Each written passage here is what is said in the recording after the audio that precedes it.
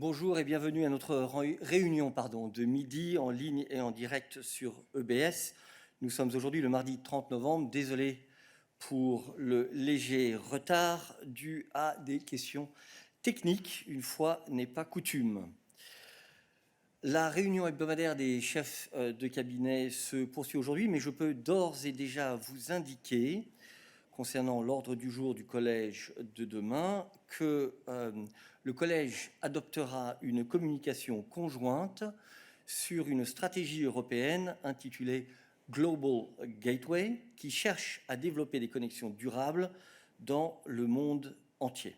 La présidente von der Leyen, accompagnée par la commissaire Jutta Urpilainen, vous présentera cette communication lors d'une conférence de presse demain, après la réunion du collège, donc ici, en salle de presse, et nous organiserons également un briefing technique à ce sujet pour vous plus tard demain après-midi. Demain, le collège adoptera aussi une communication sur notre réponse à la pandémie de la Covid-19, notamment, évidemment, les défis actuels et nouveaux liés au coronavirus. La présidente von der Leyen donnera une deuxième conférence de presse, ensemble avec la commissaire Stella Kyriakides, immédiatement après celle sur le Global Gateway. Puis, le collège discutera un paquet de mesures sur la numérisation judiciaire. Il comprendra plusieurs propositions sur la coopération judiciaire dans les affaires transfrontalières et l'échange d'informations numériques dans les affaires de terrorisme. Le commissaire Didier Reynders vous les présentera lors d'une conférence de presse plus tard demain après-midi. Et maintenant, je passe la parole à Johannes qui remplace Sonia aujourd'hui pour une annonce sur nos investissements dans l'hydrogène.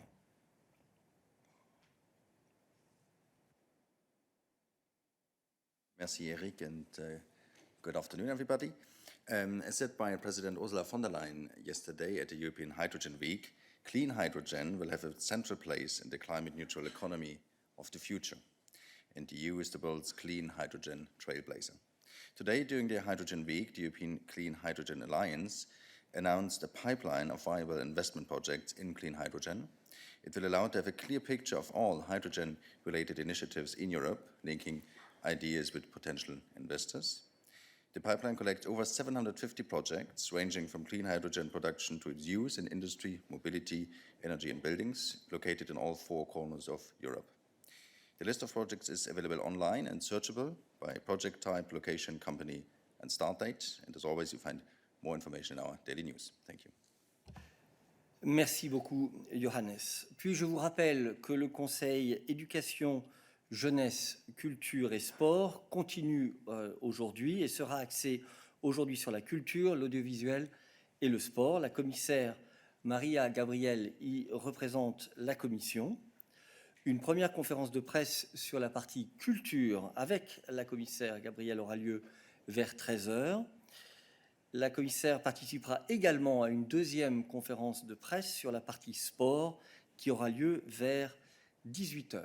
Merci de garder vos questions liées à ces sujets donc pour ces deux conférences de presse. Lastly, let me welcome a visitor group that we have today, a group of journalists from Cyprus, and let me wish you Kalimera. And with that, the floor is yours. So, Vince, a question. Thank you, Eric. I hope you can hear me. Go ahead. You got me. Go, thanks. A question on Libya. The Commission's 2020 Africa strategy calls for an approach to migration that is based on the respect for human rights and international law. So I wanted to ask if the Commission has any response to reporting this week in the New Yorker, which documented torture, rape and murder at EU-supported facilities in Libya. And I wondered if it had any response to reports of aid diversion where EU funds from the Emergency Trust Fund are going to militias. I wanted to ask whether the Commission thinks that the status quo is acceptable, and if not, what it's doing to change it. Thank you. Peter.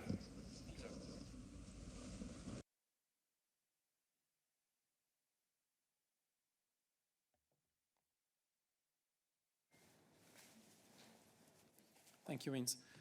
Well, when it comes to our cooperation with Libya in terms of migration, let me underline maybe two things. One is what the New Yorker wrote is not really true. I mean, the allegations raised there are not true. I can push very strongly back on them. The logic and the sense of our cooperation with Libya is to save lives. We are not channeling funds to any of the organizations in Libya, to any of the militias. The nature of our cooperation with Libyan Coast Guard and other entities in Libya is to save lives, to provide them equipment and training in order for them to be able to save people in their territorial waters and in the area of search and rescue, in search and rescue area of the Libyan authorities.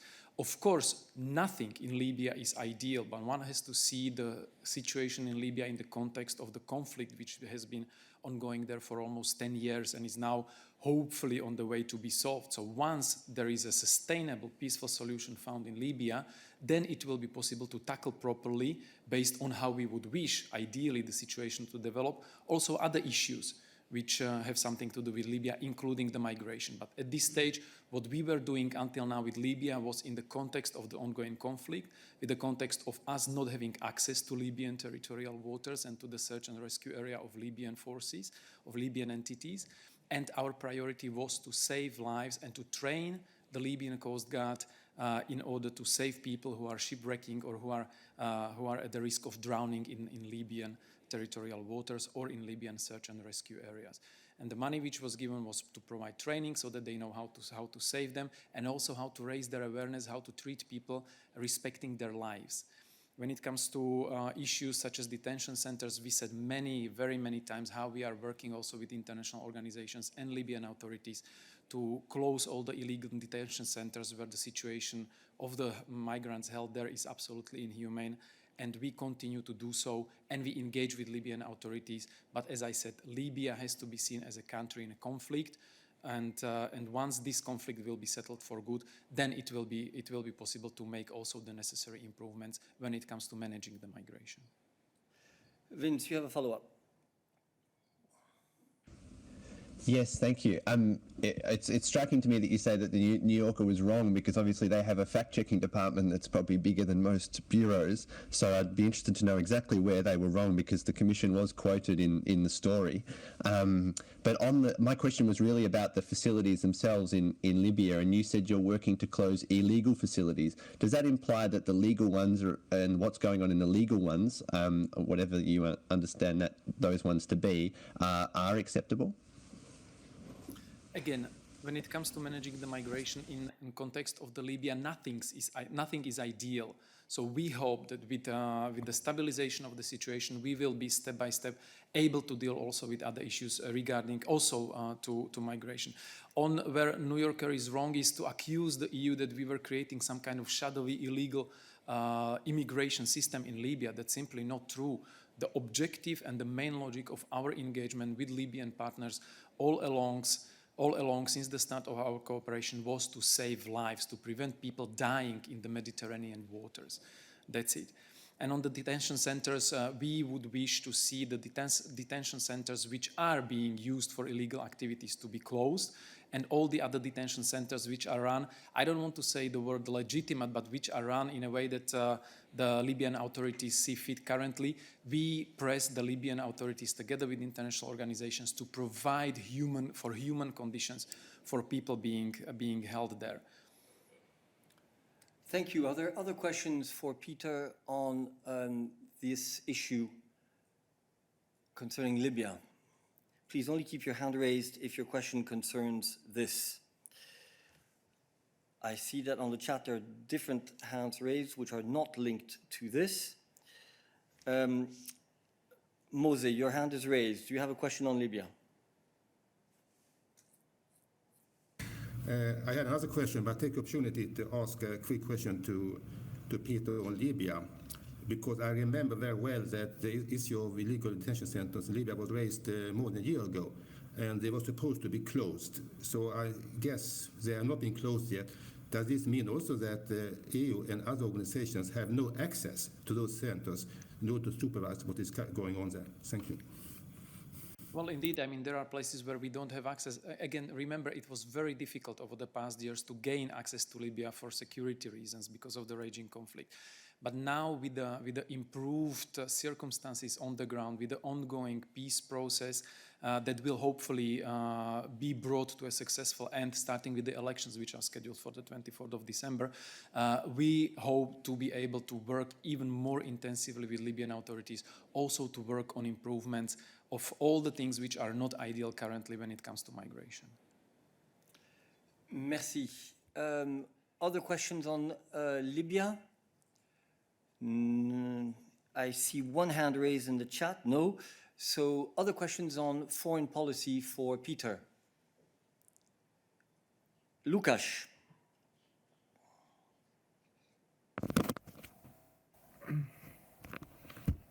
Yes, I had a question about Ukraine.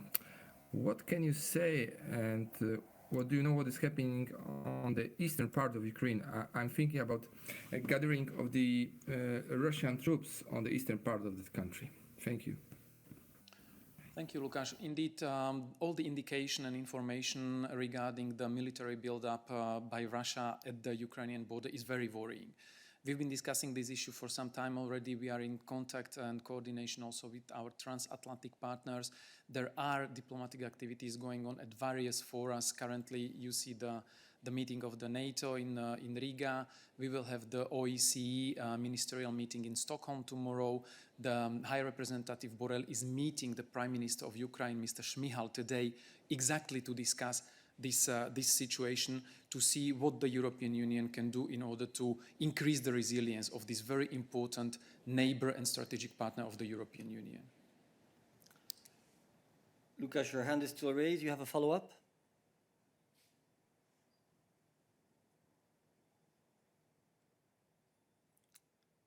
Lukáš? Yes, I have a follow-up. I would like to know whether High Representative has any contact recently with the Russian authorities on that matter. Thank you. Well, we are in contact with Russian partners, as we always are, through various levels and various channels. Most recent contacts include the contacts at the higher level in order to see how we can organize a meeting between the High Representative and Minister Lavrov. So there are contacts ongoing. I can maybe add one thing, that when we are talking about Ukraine, one thing has to be very clear when it comes to European Union. We continue our firm and unchanged support to Ukraine's territorial integrity and sovereignty. This is part of our policy, and by the way, respect for territorial integrity and sovereignty is also part of the basic principles of the Helsinki Final Act. That means of OECE membership, where Russia is also a member. So all these things are very important, and they are feeding into ongoing contacts when we are dealing with this situation. And the European Union foreign ministers will be discussing these recent developments also at the upcoming Foreign Affairs Council. Other questions on Ukraine and Russia? No other foreign affairs related questions? Weya. Regarding the FT, oh, sorry. No, we could both see and hear you, so go ahead.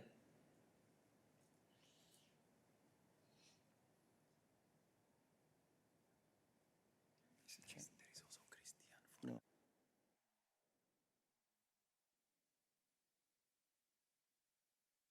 Hello?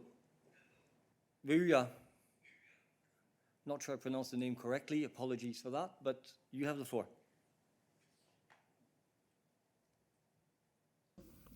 EU plan to spend 300 million to infrastructure to counter China. This is a FT report. Is that, I don't know, is this EU's intention to counter China by building infrastructure outside the EU, or just helping other country? Can you clarify on that? Thank you very much. I think you are referring to the articles that relate to the Global Gateway communication that will be adopted by the College tomorrow and will be presented, as I have just said, by President von der Leyen. We know that infrastructure, communications are essential elements of modern life, and the Commission is therefore intent on ensuring that we can cooperate with our partners across the globe in this area constructively, and this is what we will be presenting tomorrow. Other questions on foreign affairs? Foreign affairs? Yes, please. Thank you. My question is regarding Colombia. The Representative Gilmore was in Colombia last week to check the advances of the agreement 5 years after the signature. And he said that Colombia should stop on the failure language into this agreement, as well as UN Secretary Guterres said on the visit. But there are issues that the Colombian population is concerned about, and it's the 300 former guerrilla members that have been murdered in this 5 years, and some points that have not been well implemented of the agreement. So the European Union is analyzing all these topics, and how do you foresee that the agreement will be implemented in the upcoming years? This would be a question more for Nabila? For you. Oh, sorry. I get confused in my portfolio allocation. Go ahead, Peter. On Colombia, we said already last week that we really celebrate with the Colombians the 5th anniversary of this very important peace agreement that already saved so many lives in a country which was so badly damaged by this ongoing conflict for the past decades. And the European Union supports this deal because it turns out that this could actually serve as a model for the world how to deal with the issues, internal issues, and solve them. And we are fully committed and we firmly support the full implementation of this deal. And this is what we are conveying to our Colombian partners, and we stand by Colombia as it is implementing this very important peace deal. Other questions on this issue? No. So other foreign affairs issues. Anna.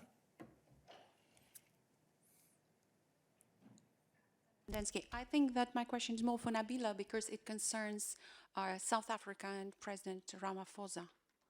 Ask your question and let's see. Okay, so there was a sharp criticism of South African President Ramaphosa on the decision to ban the flights, and he said that it's against the engagement because there was an engagement in solidarity and that goes against it. And he said also that instead of thanking South Africa for the excellent work of the scientists, they feel punished, and this punishment also is an economic blow because there were expected tourists this season, because for South Africa it's a touristic season.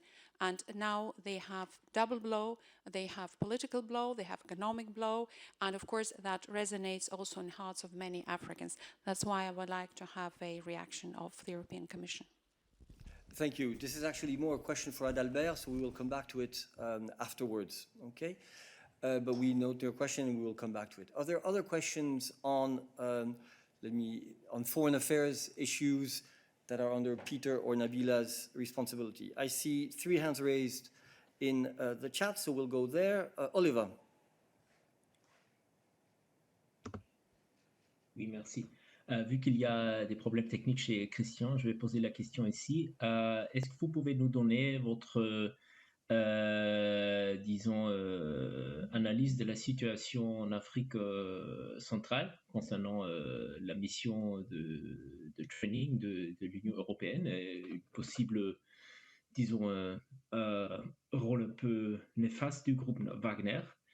Et j'ai une deuxième question. Quelle est l'opinion de la Commission européenne concernant un rapport de Reuters qu'une grande province en Chine est en train d'établir un grand système de surveillance de tous les journalistes et des étudiants étrangers via des caméras qui captent les visages des gens, etc. Qu'est-ce qu'on pense là-dessus? Merci.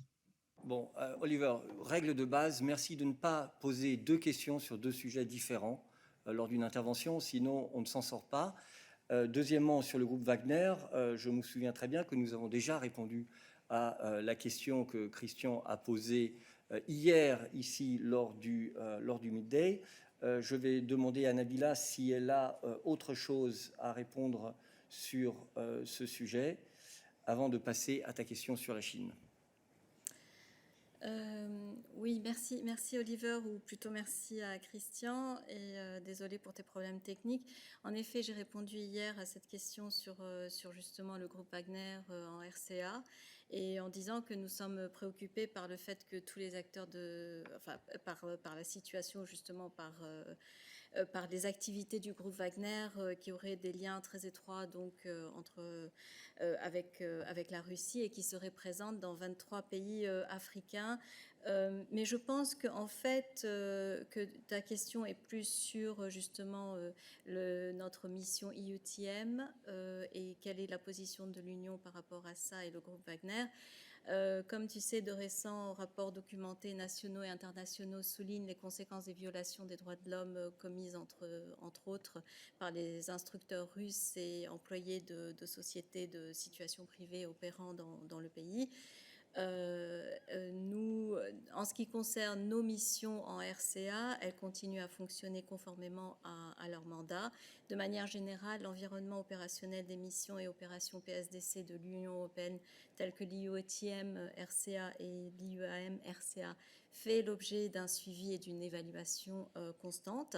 Et en outre, nos missions d'opération PSDC font l'objet d'un processus d'examen stratégique qui est régulièrement mené afin d'informer les États membres et l'Union européenne des progrès accomplis et de recommander des pistes à suivre, y compris éventuellement la révision de mandat ou de cessation d'action de PSDC.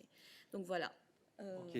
Avant de passer à la question sur la Chine, je pense que Nicolas avait une question sur le même sujet, si je ne me trompe pas. Nicolas.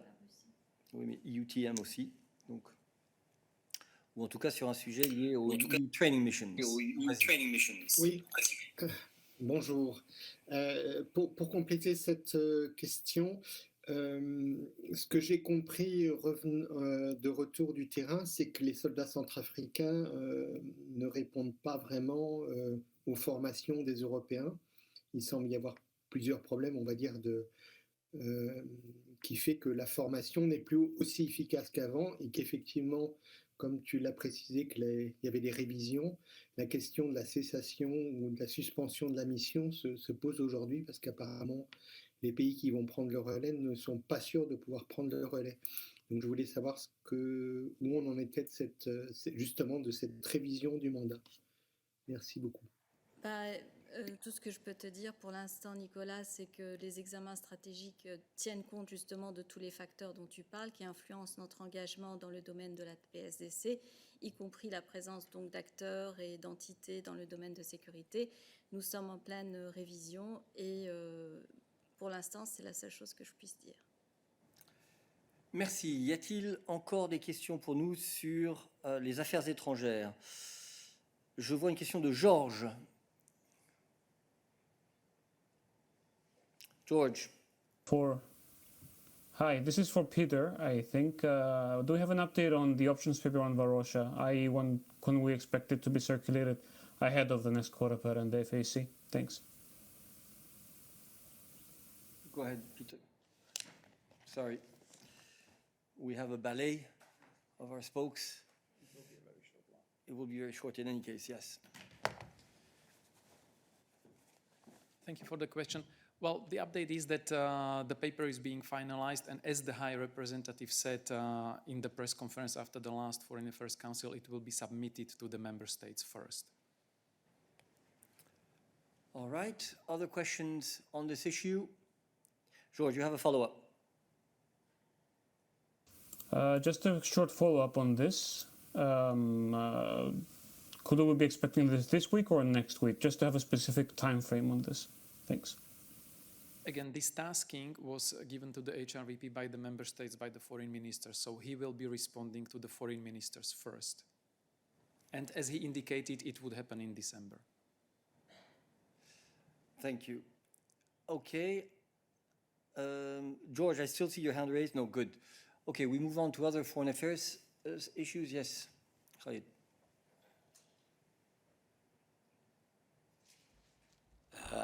My question on Afghanistan, EU during Doha dialogue suggests to Taliban that they should release salaries of government servant in Afghanistan, moreover, Taliban actually during talks in Doha also recommitted to allowing people of foreigners and Afghan who want to leave Afghanistan, but they conditioned that their airport should be maintained and operational, and they need assistance from EU to do so. So your comments on that. Thank you. Thanks a lot, Khalid, for your question. I mean, the only thing I can do is recall to you what was already said in the press release following the talks in Doha, where both sides underlined the necessity of humanitarian access of men and women participating in assessing the needs for and delivery of humanitarian assistance to ensure equal access for women, men and children. The EU delegation welcomed also the confirmation by the Afghan delegation that humanitarian and humanitarian plus assistance will not be subject to taxation. And of course, as you said, the Afghan delegation recalled its commitment to resume the payment of salaries to all servants who in many cases have not received their salaries since May. Having said that, when it comes to humanitarian plus and humanitarian aid to Afghanistan and all what comes underneath, maybe my colleagues can give you more details as to what falls under this. Yes, but we will do this, if you don't mind, bilaterally, because time is running. We've already been for half an hour on foreign affairs. Let me see if there's any last question on foreign affairs for us today. If I may, just on the airport. Yes, and we had the China question as well from Oliver. Yes. Okay. So on the airport, just to say that that there was no formal request really. The issues of operation of airports were mentioned, as you said, but they were not discussed in detail. So I would refer you again to the press release. And we had a question from Oliver on China. Oliver, perhaps you could repeat your question now that we have finished the other themes. Go ahead. Yeah, hi, sorry. No, the question is simply there's a report by Reuters that a huge province in China, Henan, I think, is introducing a massive surveillance system whereby they are going to systematically, electronically basically set up a database of journalists, of foreign students, of anyone who might be a supposed threat to the regime. And my idea, or actually my question is what the European Commission would do about this. It might affect European journalists, it might affect European citizens studying there or working there. Thank you. Oliver, I'm afraid we'll have to come back to you because we're not aware of this issue and report, so we will look into it and see if there is anything that we can say. Thank you very much. Okay, we close the Foreign Affairs chapter today, and I go to Thomas, who has been very patient. Thomas, go ahead. Pas de problème, c'est mon devoir d'être patiente. Je vois dans un statement qui d'ailleurs n'est pas dans le Midday Express que la commissaire Dalli a retiré les lignes directrices sur la communication inclusive qui ont fait crier au scandale en Italie une partie de la presse et de la droite disant que vous vouliez, quote, abolir les vœux de Noël ou Noël, je ne sais pas. Donc, bon, d'abord, j'avais entendu que c'était un draft, mais si vous le retirez, c'est qu'il n'était pas un draft, ce document. Je voudrais comprendre quel est le statut de ce type de guidelines. Est-ce que c'est obligatoire de les suivre? Est-ce que c'est une bonne idée de les suivre si on veut devenir directeur général? Ou est-ce qu'on peut les ignorer carrément? Ça, c'est ma première question. Merci. Merci. Je passe la parole à Christian, mais d'ores et déjà, permets-moi de dire que tu as raison de souligner que c'est un document strictement à usage interne. C'était un document à usage strictement interne de la Commission. Christian. Oui, merci pour la question. Et comme Eric dit, c'était un document interne et était retiré. Alors, je peux vous lire un statement de la commissaire Dalli, quand tu peux le trouver. Tu peux le trouver. aussi sur son Twitter account. So Helena Dalli, Commission for Equality, issued the following statement, and I quote, "My initiative to draft guidelines as an internal document for communication by Commission staff in their duties was intended to achieve an important aim, to illustrate the diversity of European culture and showcase the inclusive nature of the European Commission towards all walks of life and beliefs of European citizens. However, the version of the guidelines published does not adequately serve this purpose. It is not a mature document and does not meet all Commission quality standards. The guidelines clearly need more work. I therefore withdraw the guidelines and will work further on this document." Unquote. Est-ce que donc c'est pas du tout un document qui aurait eu une quelconque valeur obligatoire ou quoi que ce soit? C'était des recommandations en matière de communication. Et comme Christian vient de l'indiquer, le document sera entièrement revu. Follow-up.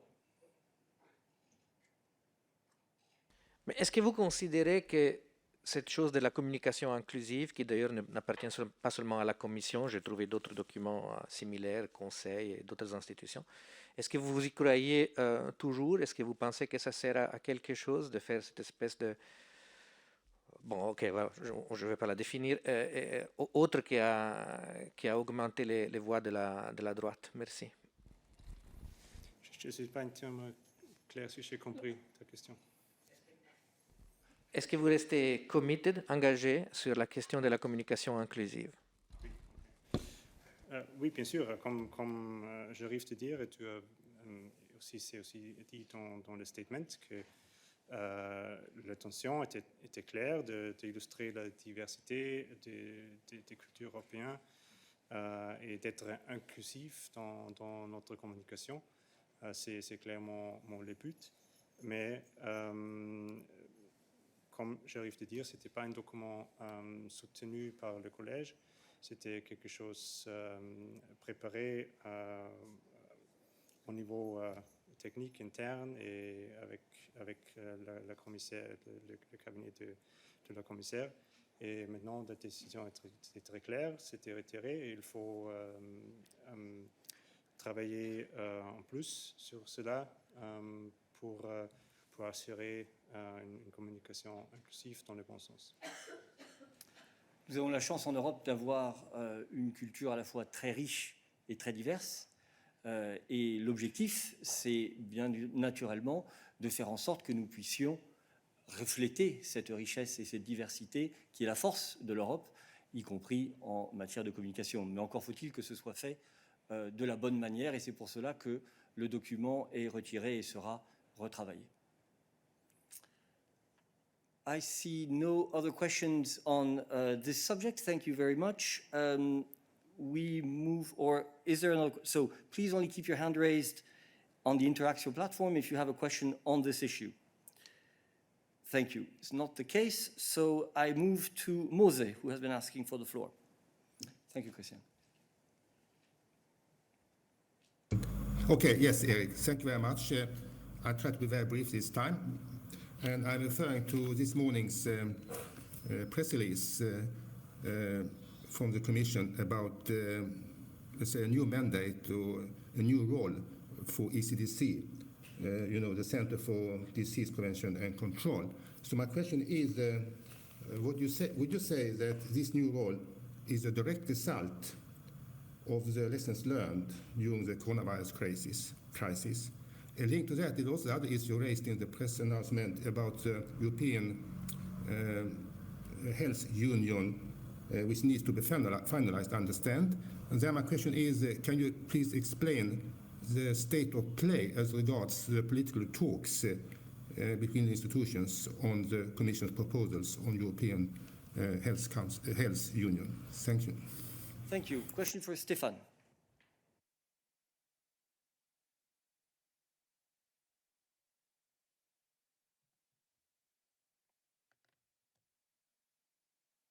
Thank you very much, Mose. Indeed, we welcome very much the agreement that has been reached with regard to the ECDC. One of the lessons learned in the pandemic is that we need to learn lessons, obviously, from the way we have handled the pandemic in the last 18, 20 months. And the ECDC proposal that we introduced was one of the many proposals we did to indeed strengthen this European Health Union. In addition to strengthening the ECDC, we also had a proposal, for instance, to strengthen the EMA. And as you know, we also have a regulation which we hope will be quickly make progress in terms of adoption, a regulation on cross-border assistance, particularly with the ongoing evolution of the virus, the appearance of new variants. It's important that the work that we're doing there, with the objective to improve our cross-border assistance, can be quickly translated into law, into regulation. So that work is ongoing. In addition to that, you will also remember that we have established HERA, which is an authority, the main task of which is to help us with a better preparedness for crisis and to, if need be in a better position to quickly negotiate contracts, get into touch with private sector, public sector, to make sure that we are better prepared for the next crisis. So work is ongoing, and we hope that, particularly on the cross-border assistance regulation, soon we can go to adoption. Thank you. Thank you. Are there other questions for us on health? Yes, please. Thank you. My question is regarding the Omicron variant precisely. Yesterday, in the statement of the Commission, President von der Leyen said that the European Union would deliver 700 million doses to low-income countries, so by mid-2022 as deadline. So I want to know, given the urgence with the Omicron variant, if that strategy is ongoing right now and how it's going to be delivered, but given the current urgence, how it's going to be developed. Thank you. Stefan. Thank you very much. I think I can say that the European Union has always been on the forefront to build a global solidarity. We were aware from the beginning that as long as the virus was not tackled all over the world, the virus is still out there and we're not safe, I would say. So this requires a global response. Several instruments, several tools have been developed to do this, apart from, for instance, the fact that we export already 1.3 billion doses to the rest of the world. We also have very strong commitments from what we call Team Europe, the member states and the European Commission. Team Europe has committed to deliver indeed by the end of this year 250 million doses, as was also again announced by President von der Leyen, and then to go up to 700 million by mid next year. And this is part of the ongoing effort to deliver these vaccines. These are vaccines that have been developed on the basis of our advanced purchase agreements with vaccine developers. These vaccines have been developed for the member states, but member states, on the basis of these advanced purchase agreements, donate them to other parts of the world where there is also a high need for vaccines. Thank you. Sorry, follow-up. Apologies. I have another question, regarding COVAX, for example. Last week I spoke with the special envoy for COVID-19 at the WHO, and he told me that COVAX mechanism is not receiving the vaccines that it needs. For example, when United States and here as well, people is receiving boosters. So how the European Union can help COVAX to receive the vaccines that it's supposed to receive in order to help low-income countries? Well, the mechanism that we use is that we set up agreements with the manufacturers of the vaccines and the member states and COVAX. The Commission is trying to play, I would say, a facilitating role here to make sure that such agreements took place. Last week, for instance, as you know, we announced that such a trilateral, as we call it, agreement was concluded with the Johnson & Johnson, COVAX, and then on behalf of the member states. Again, the objective of this agreement being to facilitate donation by member states of vaccines produced under the advanced purchase agreements to COVAX. And we have similar agreements with Moderna, we have similar agreements with BioNTech, Pfizer. So the mechanisms are put in place to make sure that these deliveries, which are ongoing, can take place. Thank you. Thank you. Yes.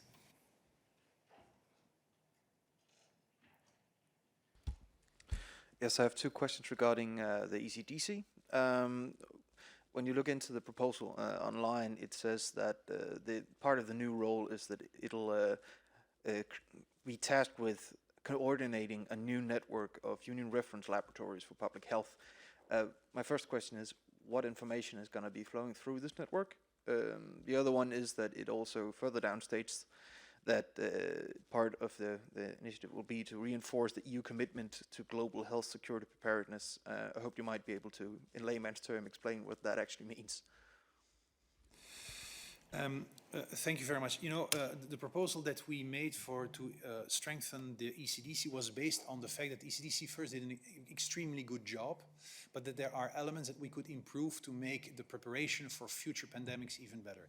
And one of the elements on which the regulation or the proposal tries to give an answer is the fact that we should have better data management, data coming from the member states, for instance, through better collection of data and also through contacts, through networks with different representatives. So the objective is to set up a system that allows to closely follow what is happening in the member states, using clear data, clear reporting mechanisms on the basis of which the different experts, together with the ECDC, can do, I would say, a strengthened surveillance of the situation.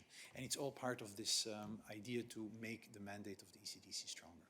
Thank you. Okay, let me now turn to the Interaxio platform. We continue on health issues. Joao.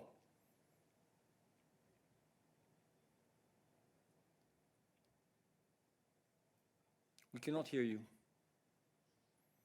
You need to change your mic source or press speak. Yes, and now? Yes, go ahead. Okay, so I wonder if you have already analyzed the decisions taken by the Portuguese authorities to face the pandemic, particularly that's related to the need for negative tests for the passengers arriving by flight, even those having a valid COVID certificate. Under the needs for coordination, do the Portuguese authorities give any justification to impose the measure? Do you consider that this is a proportionate measure? And finally, what are the conditions foreseen under the rules of COVID certificates allowing the member states to activate emergency brakes and impose additional measures? Thank you. That's like half a dozen questions in one. Joao, I think you have broken the press room record there. Before we give the floor to Christian on this, let me see if there are other questions for Stefan on health-specific issues and not freedom of movement within the EU. But we'll come back to your question, Joao. On health issue, because you have referred to solidarity, the EU practices, but it's exactly the opposite to what President of South Africa, Cyril Ramaphosa, said. He said that there is a lack of solidarity, there is a breach of solidarity, because South Africans feel that they are punished for excellent work of their scientists tracing Omicron that's virus, let's call it virus. Yes, thank you. Well, you will have seen that yesterday in her speech to the World Health Assembly, President von der Leyen explicitly and warmly thanked the South African authorities for the impressive work that they have done in identifying the Omicron variant. I think that everybody recognizes the importance of this work in terms of helping the world community to stem, as far as possible, the development and spread of this variant. Of course, a certain number of precautionary measures had to be taken, not to stop the variant from reaching Europe or indeed other parts of the world. I think everybody recognizes that that is not possible, but to ensure that we slow down its spread as much as possible in order to give European health authorities, our pharmaceutical suppliers of vaccines, the time to adapt and ensure that we can then roll out an appropriate response in the proper manner. Let me remind you as well that the European Union has been cooperating closely with South Africa, in particular when it comes to developing vaccine production in the country. So it's a very difficult situation. We recognize, obviously, the burden that this puts on all the countries affected. It is a responsibility of the European Union authorities, of course, to act in a manner that allows us to protect the health of European citizens as much as possible, but we will continue to cooperate with South Africa in the coming weeks and months in order to stem the flow of the variant and fight the pandemic. I see no other questions on the health dimension, and therefore we go back to Joao's long list of questions related to the freedom of movement within the EU.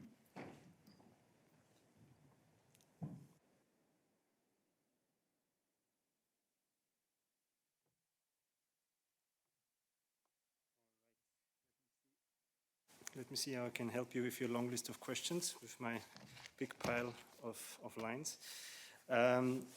So on your question on the measures announced by Portugal, as I said yesterday, the Portuguese authorities have informed us and have notified us about these intended measures, as is also foreseen in the EU digital COVID certificate regulation.